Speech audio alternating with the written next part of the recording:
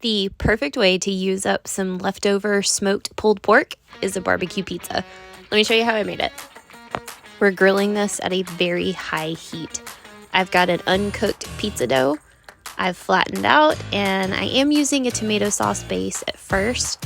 I'm gonna do a layer of the pulled pork, then a layer of shredded mozzarella, and then another layer of pulled pork. You can't have enough. Then I've got sliced red onions and sliced up pickles.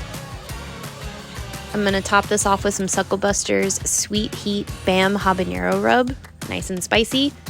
Get it on that grill. It took about 12 minutes at 650 degrees. Then it looks nice and gooey and bubbly. It's amazing.